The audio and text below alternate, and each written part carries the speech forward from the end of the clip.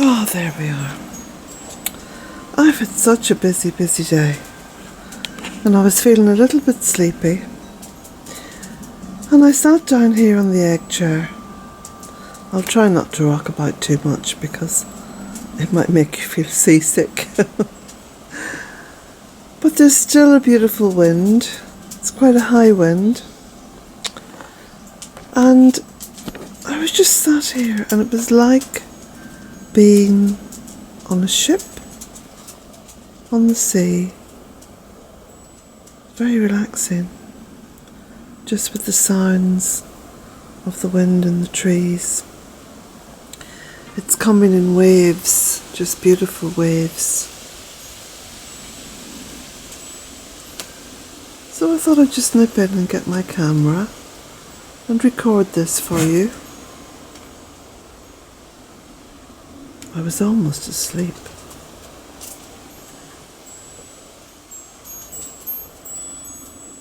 But it's just so relaxing.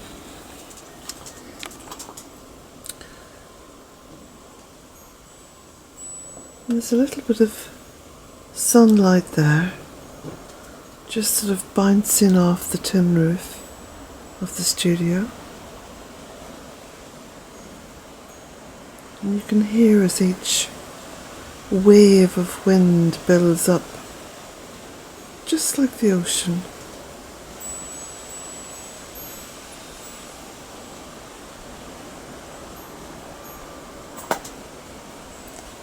Jack was trying to catch a fly there. Isn't it funny how some dogs like to try to snap at flies? Oh, do stop. Do stop. You're such a big baby. He says, I just want to catch a fly, Mummy, and they won't let me catch them. It's not fair.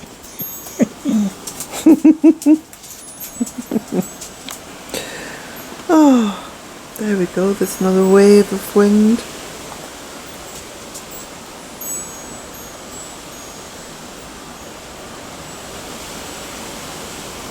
Oh, isn't that a beautiful sound?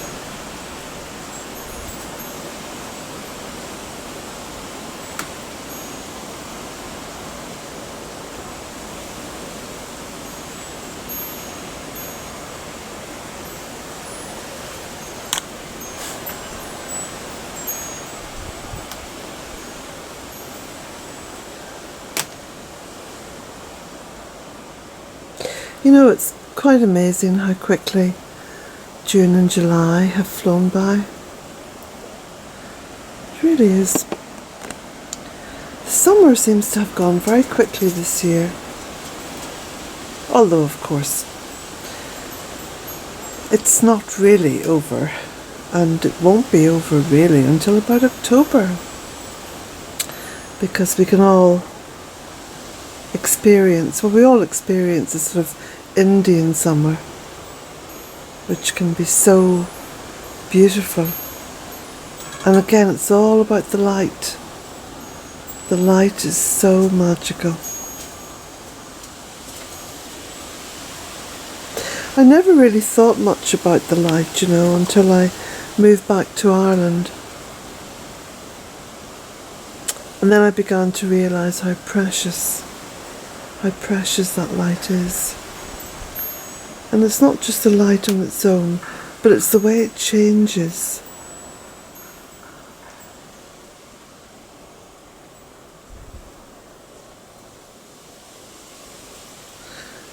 Now I've got something to report.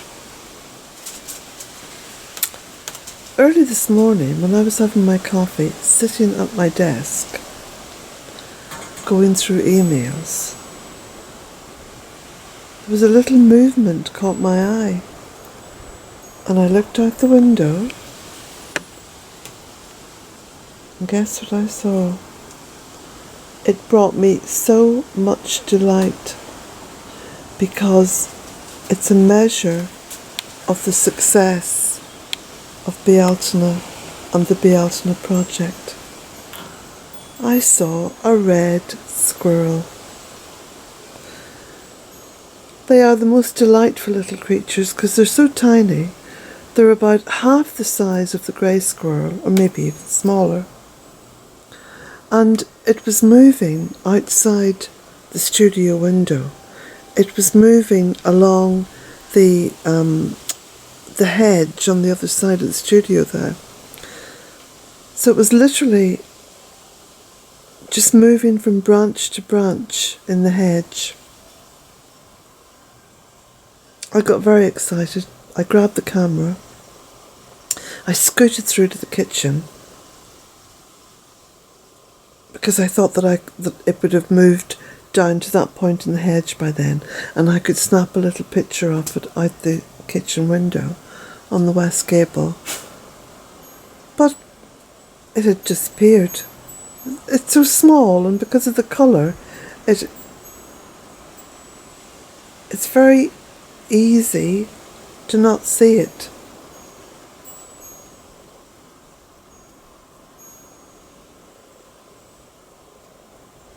So that's another sort of level of health that this land has achieved.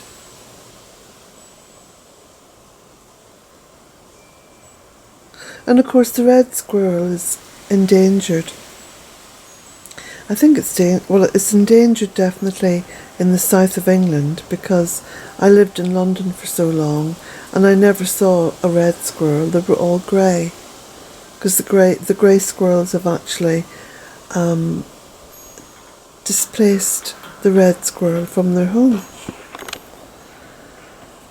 And the grey squirrel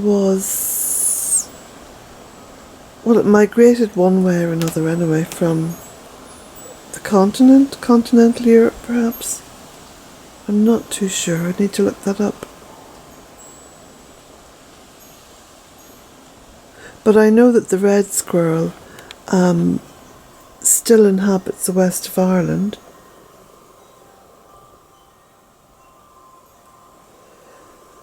Excuse me. Yeah, the red squirrel inhabits the west of Ireland because the grey squirrel hasn't quite got this far. I think it's in different parts of the country. But again, I'd have to double check on that. But it's certainly not here in the west yet.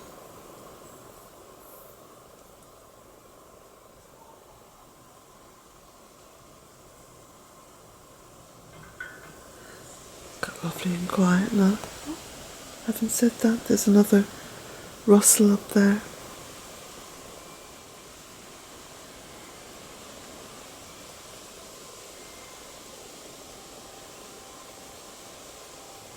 Over the past 16 years, I've watched as bit by little bit of the ecosystem has come back onto these 3 acres.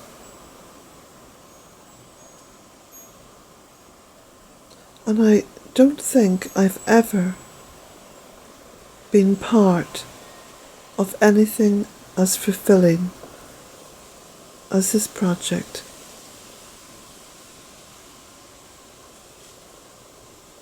It's brought me more pleasure and delight than anything I've ever done before in my whole life.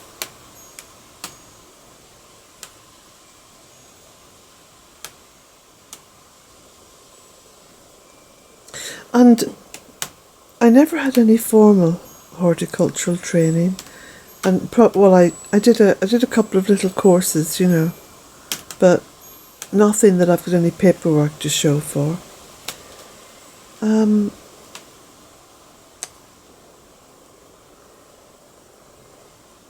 it's really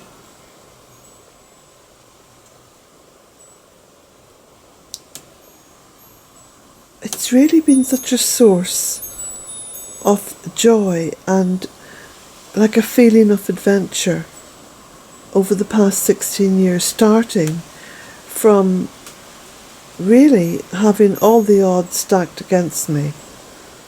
The land really didn't look as though it was ever going to be healthy again. And the photographs that I will actually post those photographs today after this little video. I'll put them up. But the photographs that I took of Bealtaine Cottage in 2004, some of those photographs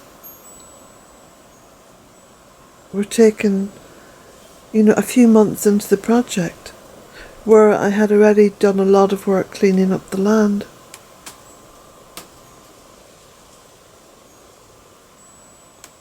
But it's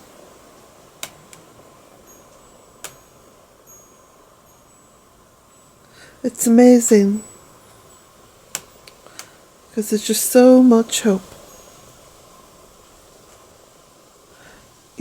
At the time, of course, my personality is that I embrace a challenge. Give me a challenge. I'll work tooth and nail, I'll fight tooth and nail, I'll pull out all the stops to succeed. That's my nature.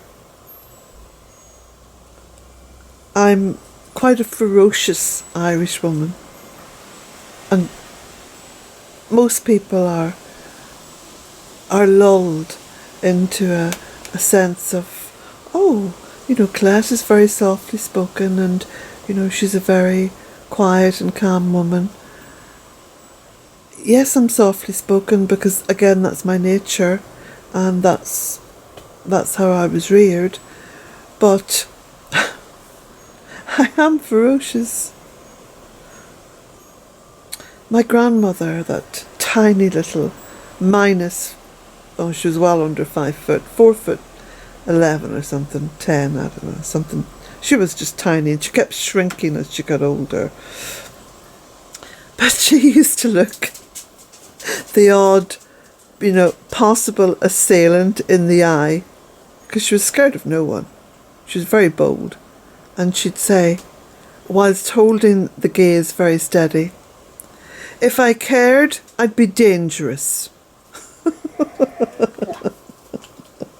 So I think that probably sums me up, because when I really care about something and feel indignant and feel angry, I completely lose the run of myself. I really am not responsible for my actions after that. That's why when I was reading that email last night, I did laugh when I heard of Michelle and her husband tussling together over the weed whacker. Of course, weed whacker is not a term that we use here, so it was quite funny to kind of read that and then to say it out loud as well, weed whacker, which of course is a very apt description of the tool, but I think here it's called a strimmer, which sounds a lot more sedate. It probably wouldn't sound as funny, Yes, and I wrestled that strimmer off my husband. But when you say something like, I kind of wrestled him to the floor and wrestled the weed whacker off him, it just conjures up such a funny scene. Oh.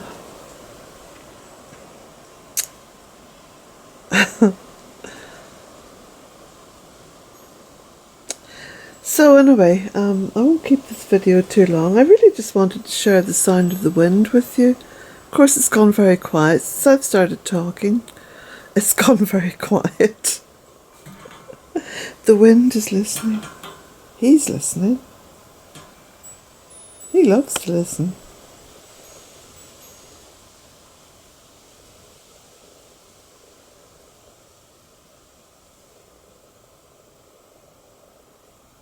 We were both watching a little baby robin earlier on. Well, I say earlier on, about 10 minutes ago. And because it's a baby robin, it hasn't developed the red breast yet. So I started talking to it because I thought, well, if I start talking to it now whilst it's a baby, it'll become, quite friendly with me.